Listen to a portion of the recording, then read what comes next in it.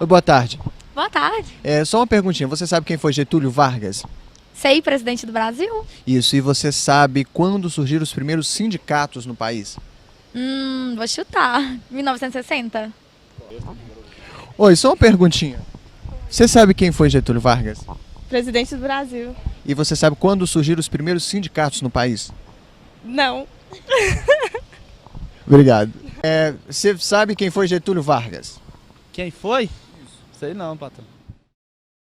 Tem ideia de quando tenha nascido os primeiros sindicatos no país? Tem noção, tô por fora. Você sabe quando surgiram os primeiros sindicatos no país? Não. Você viu que coisa? Grande parte das pessoas que nós entrevistamos na rua não sabia nem quem era Getúlio Vargas e muito menos quando que surgiram os sindicatos no Brasil. Que coisa, não é? Isso aí mostra um pouco como que a gente não leva muito em consideração essas questões. A gente fala em direito, mas a gente nem sempre sabe como que surgiu essa história pelos direitos no Brasil, principalmente o direito do trabalhador. Olha que a história é longa, hein? Eu estou vendo agora um jornal, o primeiro jornal operário do Brasil, chamado A Voz do Trabalhador, que é um jornal que foi criado em 1908 e morreu em 1915. Vocês imaginam que esse jornal chegou a ter uma tiragem de 4.000 exemplares só para operários. Isso na virada do século XIX para o século XX, que começou a se organizar e logo nasce esse jornal logo em seguida. Aliás, só para que você entre no clima, dá uma olhada nesse vídeo mostrando um pouquinho como que era a vida operária, a vida nas cidades, justamente nesse período de início do sindicalismo brasileiro. Depois a gente conversa.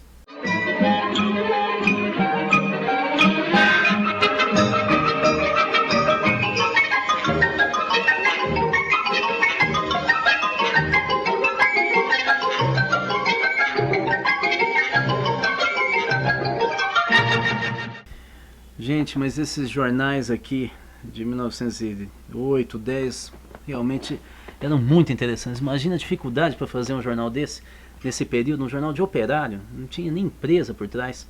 Mas o fato é o seguinte, o início mesmo está antes desse jornal. Foi mais ou menos na virada mesmo do século XIX para o século XX, quando os anarquistas começam, muitos deles vindo da Europa, ou alguns até filhos de europeus, que vieram para a colheita do café, alguns vieram mesmo para indústrias de uma vez, mas grande parte deles, os anarquistas, eles começaram a desenvolver uma metodologia de organização sindical dos operários, inclusive dos catadores de café, já que eles iam para as colônias italianas, espanhóis na colheita de café. Eles criaram uma metodologia muito interessante que eles chamavam de roda de prosa.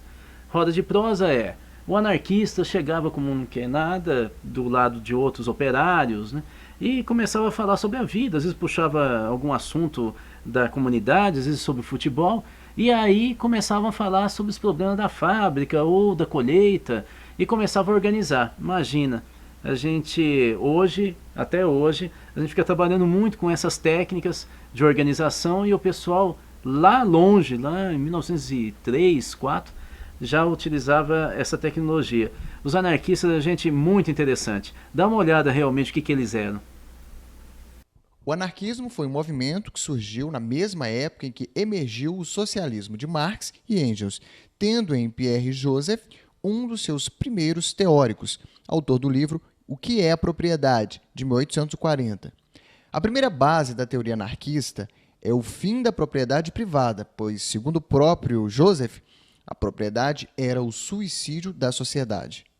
O segundo termo fundamental da teoria é o fim do Estado, já que existe a crença de que o Estado é nocivo e desnecessário para a sociedade, favorecendo exclusivamente as classes dominantes, no caso da época, a burguesia. A terceira característica do anarquismo é a crença na liberdade e ordem obtida de forma espontânea, sem a intervenção do Estado através de leis. Para os anarquistas, deveria haver uma sociedade sem Estado, equilibrada na ordem, na liberdade de forma voluntária e na autodisciplina. No caso, o Estado seria uma abstração, uma ficção, uma mentira, que defendia apenas as classes mais altas e deveria ser extinto. Entretanto, os anarquistas são a favor de uma forma de organização voluntária, sendo que os seres humanos deveriam ter a liberdade espontânea sem ter que seguir diretrizes partidárias. Assim, a própria comunidade deveria se reunir para tomar decisões de seu interesse, desenvolvendo a responsabilidade pelo seu grupo social, independentemente do Estado e das leis, pois as instituições sociais de caráter autoritário impediam que o ser humano desenvolvesse uma perspectiva cooperativa. Olha, gente, peguei aqui um livro da Rua da Praia, que é uma rua famosa de Porto Alegre, lá nos anos 30, 40. Interessante, né? Sabe por que eu peguei esse livro? Porque, na verdade, o sindicalismo brasileiro, ele nasce com Getúlio Vargas, um gaúcho, daí o livro, desse período aí das fotos, da foto que você viu da capa. Getúlio Vargas é de São Borja, do Rio Grande do Sul, mas ele em 30 assume o governo e logo em seguida, em 31, ele cria o Ministério do Trabalho. Mas ele não cria só o Ministério do Trabalho. Ele cria também em 31, ele cria a legalização dos sindicatos urbanos no Brasil, ou seja, ele reconhece os sindicatos. E ele vai além. Nos anos seguintes, ele cria uma outra lei que diz que qualquer negociação salarial só poderia ser feita por sindicatos, e 2 anos depois, uma outra lei que diz que só podia tirar férias quem fosse sindicalizado. Ou seja, no governo Getúlio Vargas, nós vamos ter finalmente um grande avanço do sindicalismo, da organização sindical no Brasil, porque o sindicato era reconhecido como a única organização que poderia representar efetivamente o trabalhador, e mais do que isso, os benefícios dos trabalhadores estavam diretamente ligados à sindicalização, à filiação dos trabalhadores aos sindicatos.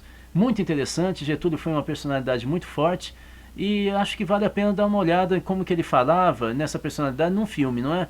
Fica mais legal, veja. Trabalhadores do Brasil,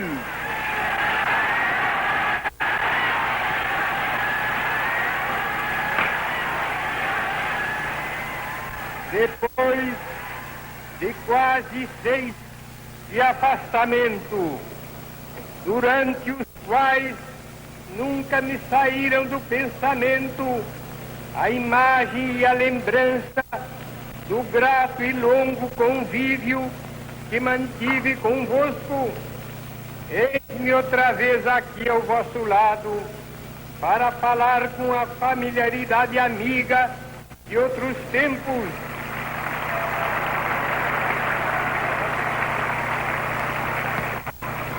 E para dizer que voltei, a fim de defender os interesses mais legítimos do povo e promover as medidas indispensáveis ao bem-estar dos trabalhadores.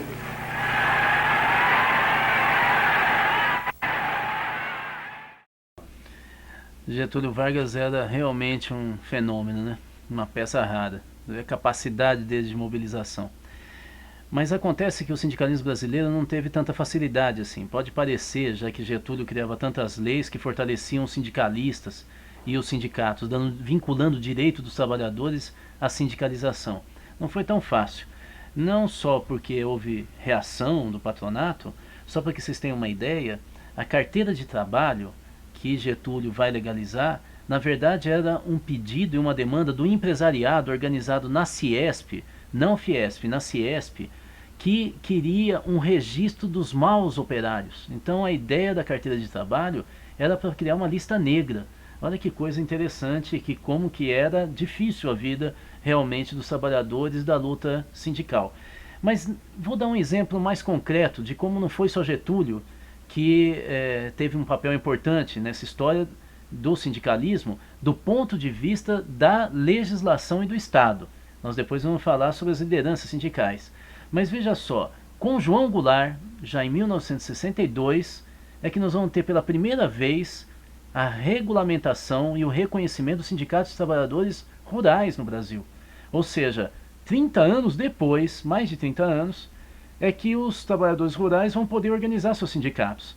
Isso dá para você perceber a força que os fazendeiros, os grandes proprietários de terra, tinham sobre o Estado, mesmo tendo um presidente como Getúlio, que você viu a força dele no vídeo. João Goulart ficou muito famoso e, como nós sabemos, acabou tendo um fim político trágico, né, justamente porque os militares no Brasil, uma parte dos militares, não aceitavam esse avanço dos sindicatos, que acabaram inclusive os sindicatos sendo chamados de República Sindical do Brasil. Tal a relação que o PTB, o João Goulart, o PTB era o partido do João Goulart, presidente da República, tinham com o movimento sindical. É possível ver um momento muito importante desse embate numa fala de João Goulart, num comício famoso no 1º de maio, que você vai assistir daqui a pouco. Presta atenção, esse é um momento histórico importantíssimo da luta sindical e da construção da democracia no Brasil. Trabalhadores do campo já poderão então ver concretizada, embora